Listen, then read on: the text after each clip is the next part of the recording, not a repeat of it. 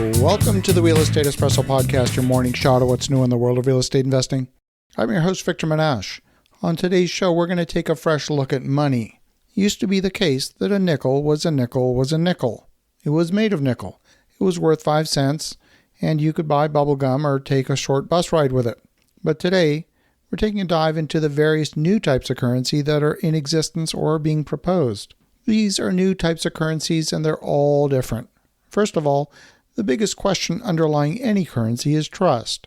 Currency ceases to be effective as a means of exchange or even as a temporary store of value if the confidence isn't there.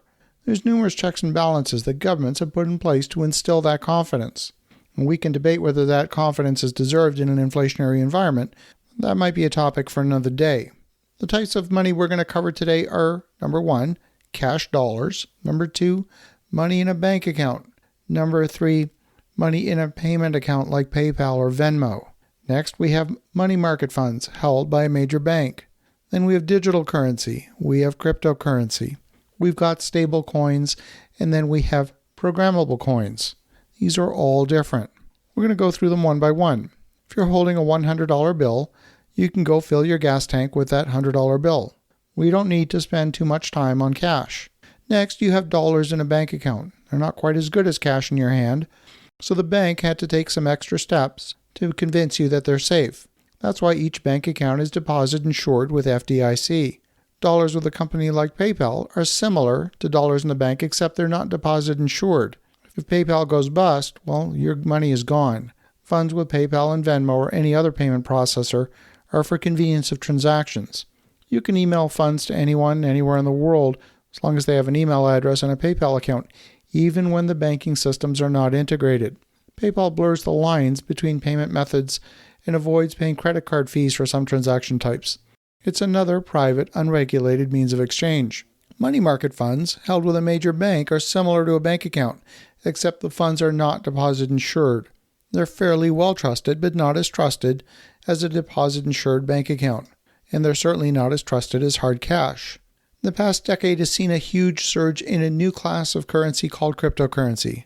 Cryptocurrency is based on blockchain technology, and it uses a concept called hash cash to replace the transaction cost associated with an electronic transaction.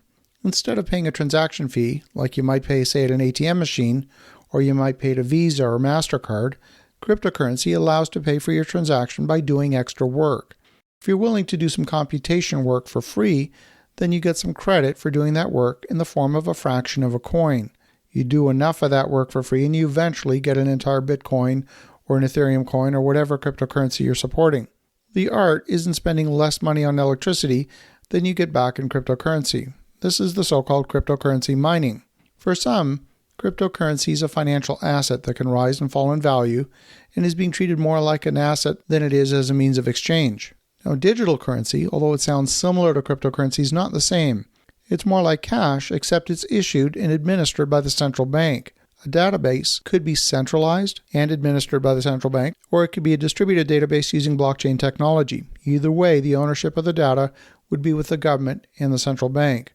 The Chinese government has already implemented a digital currency and has outlawed other cryptocurrencies that are not controlled by the Chinese Communist Party. Stablecoin is yet another form of cryptocurrency, except that it is pegged to a specific reference. For example, the US dollar.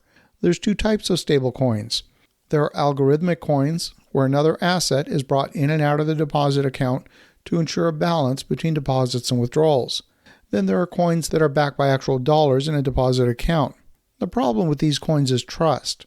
We've already seen the failure of 2 of these stablecoins in the past month. Will these coins eventually become regulated? What will the regulations be? Will the governments require them to be deposit insured? Will the Federal Trade Commission require them to be backed by a bank that is FDIC insured? Or will they be treated more like an unsecured account, like a money market fund or even something like PayPal? The purpose of stablecoins is that they become an effective store of value, at least in the short term, similar to cash, whereas cryptocurrency is far too volatile. And then we have the final category. These are programmable coins. These have algorithmic capability built into the coin. Imagine if you owned a programmable coin where you could initiate payment of transaction within the coin itself when certain conditions are met. These coins have the potential to revolutionize the way payments are made. by embedding financial decisions into the money itself. For example, imagine you had a coin that represented your savings account for your monthly mortgage payment. You could guarantee that every month on the due date, you'd make the required payment. And if there weren't sufficient funds in the programmable coin, you could have an automated transfer from another account to cover the shortfall. You would be sure of never having a late payment again. So as you can see, the landscape is becoming incredibly complex. There's many different types of financial instruments with differing levels of trust and confidence. The terms sometimes sound similar, and it's easy to confuse them. One thing is clear, governments the world over are struggling to keep up with the innovations. And just because Bitcoin has fallen in value and Ethereum have fallen in value, don't ignore the landscape of innovation in financial transactions. In the meantime, have an awesome rest of your day. Go make some great things happen. We'll talk to you again tomorrow.